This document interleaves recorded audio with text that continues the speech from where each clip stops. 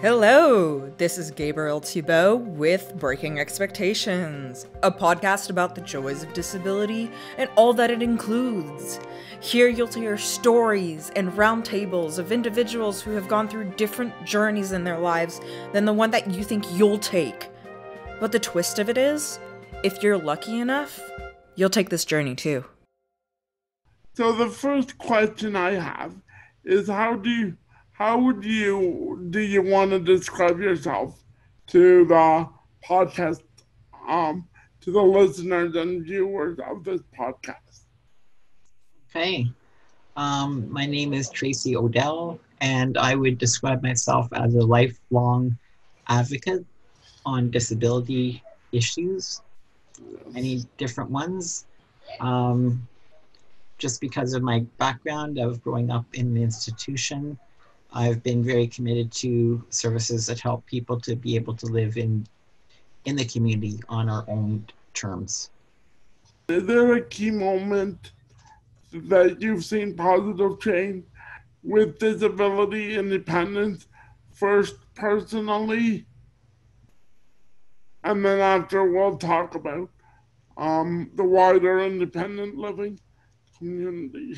Yeah, I guess I kind of felt things were changing probably in the early 80s around the International Year of People with Disabilities. There was a lot of attention on the way people were discriminated against because of disabilities, the barriers that we had to deal with for employment, for school, for raising families, to healthcare, like everything. So there was a lot of attention being paid to that, as well as starting to put ramps on buildings, which for me was really crucial for access, because the city was basically full of insurmountable barriers, right? Like you just could not get into buildings. And they were starting to put the curb cuts in the corners so that you could wheel, your wheelchair up. And so for someone like me using an electric wheelchair, since I was in high school, that was very important to me and very liberating. I grew, because of my age, I kind of grew up at a time where things were not in place and it was not expected. Like I was taught not to expect the world to change to accommodate me. I was supposed to figure out how to overcome those barriers on my own, like with my own resources.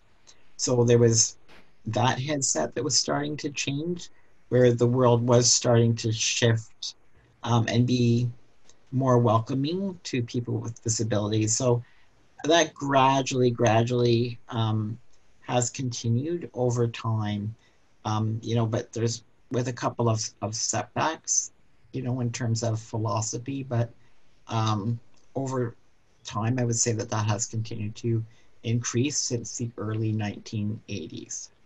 Do you remember what? I know the 90s were considered the decade of disability, but do you know what year the year of disability was in the 80s?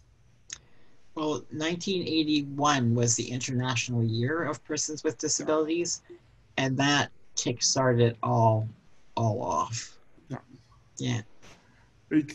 Yeah. Because I do know that um, DNET started in 1990, Yeah. and they said that was the decade of Right. It became a decade, and then every year it was renewed, right?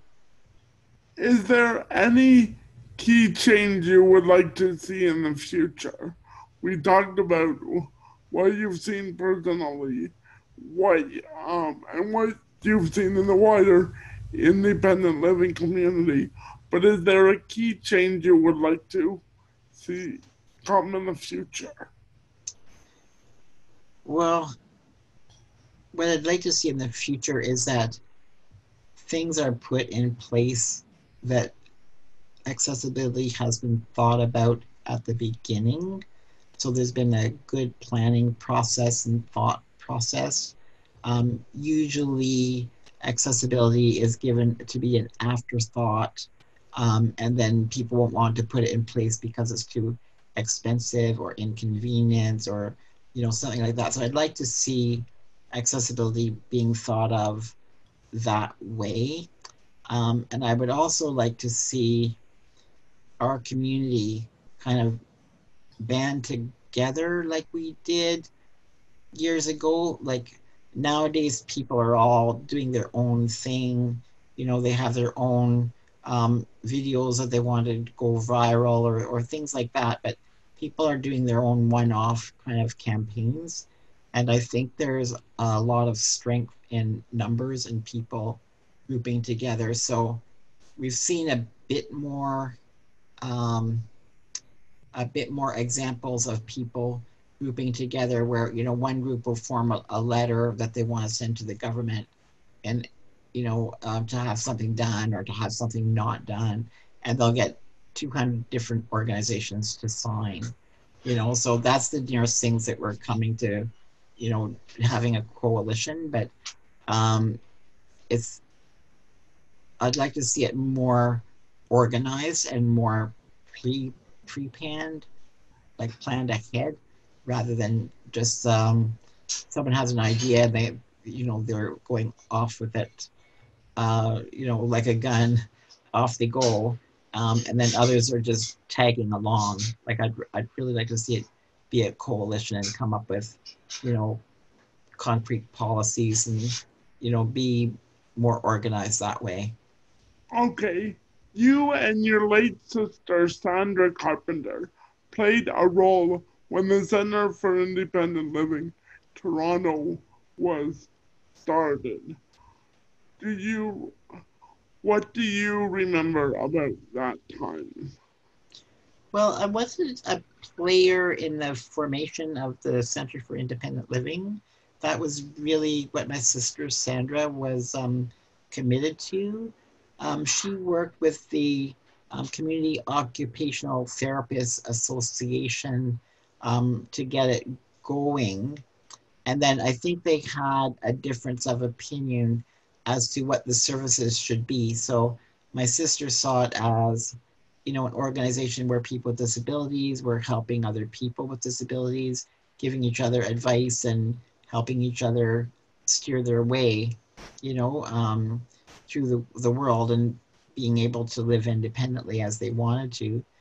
And I think that was counter to what the person from CODA, Community Occupational Therapy Association, I think they maybe wanted to be more of a clinical approach to it. So anyways, they parted ways, and then eventually when my sister came back to it, she was able to shape it into what it is now. And I think also SILP had a big influence on the other independent living centers around the province, because they were wanting to emulate the best things that were being put forward. So SILP does a lot of things they did back in the day, and they still do, but they're in response to what the people seem to need who are calling them up and contacting them. Also the strengths and the skills of the people that are attracted to come and work at SILP. So yeah, and I mean, that became the hub for the administration for the direct funding program, which was considered to be very controversial.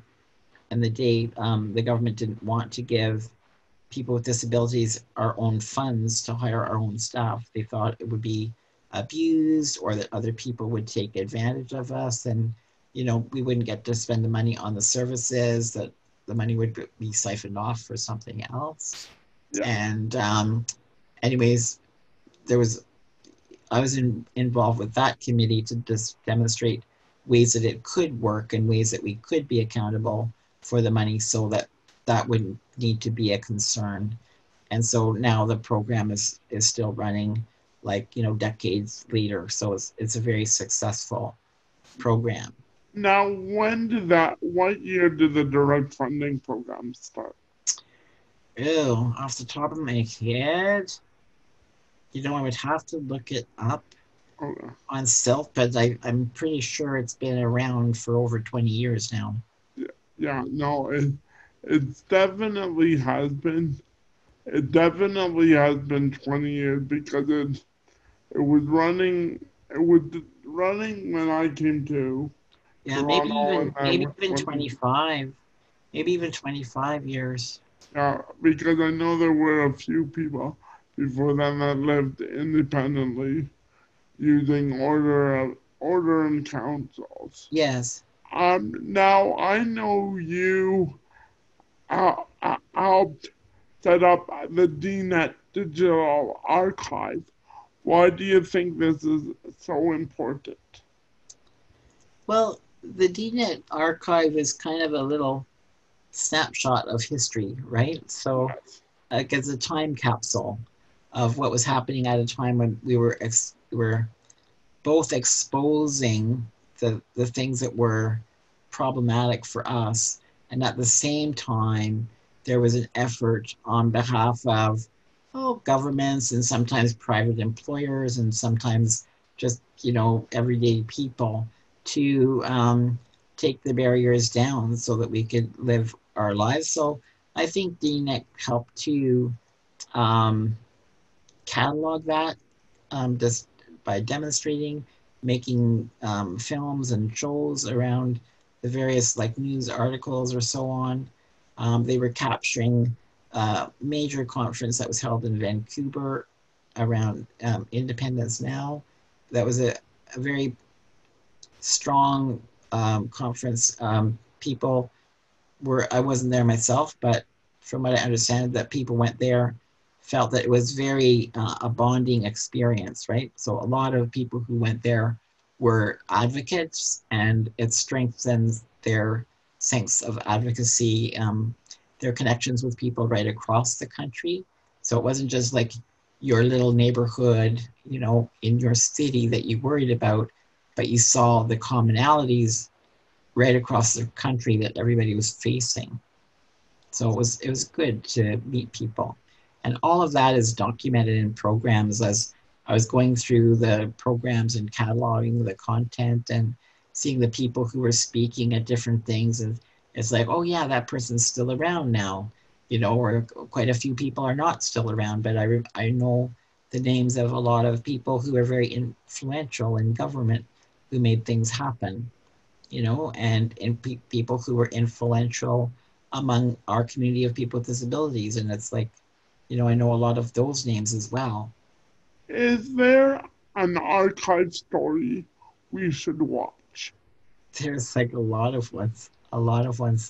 Um, I like the ones that were showing employers who were making it possible for people to be employed in the community, making, like making a living, getting paid real work for real pay, or getting real pay for real work, I should say. I like ones like that.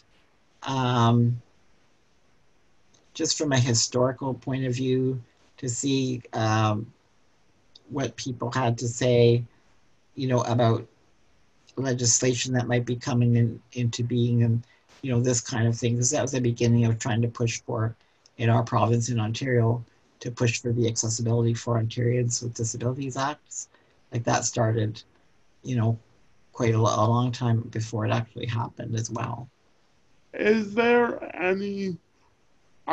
is there anything else you would like to say before we end this interview to the um D-Next project or D-Next community, or just even think of this as a time capsule for people listening and viewing in the future? Well, I mean, it is a time capsule, but I know that, Don Paramaki, who's one of the people who got that started, you know, was talking about next, like where do we go next with this, and Yeah. you know, doing like a then and now, you know, so what has changed. So maybe there's a show around how it came to be that we have curb cups. And so what does that mean to people now? And is that still a fight to be able to do it? Or what does it mean to be a parent with a disability raising a child? Like, you know, what's the same and what's different, you know, in terms of Yeah. how people relate to you as a parent? You know, what are your issues around getting health care? You know, all of these kinds of things. Like what has changed? So some things have changed, but maybe not as much, you know. How should we put it? It's like we got access to what was put in place then, but as more and more things come into our world, there's more technology, there's more information technology, and so on. That necessarily has not kept up. You know, like if you use JAWS as a screen readers, a lot of the websites are not accessible to that. A lot of programs are not accessible. I use Dragon Naturally Speaking for typing because I don't type by hands anymore. Yeah. So, you know, there's a lot of programs that can't understand Dragon when you're trying to dictate in a little box on someone's questionnaire. Maybe it's programmed to take it, maybe it's not programmed to take it. So there's a lot of things that still are not done. So it'd be kind of nice to do a show with, you know, here's a screen of what was said, you know, Yeah. 40 years ago, and is that the same or different today, and just talk to a bunch of different people and ask their opinion. You know, did we solve that one? You know, did we fix it, or are we still living with some version of it now? For this podcast interview, is there anything I missed or anything you want to say before we sign off with this little interview?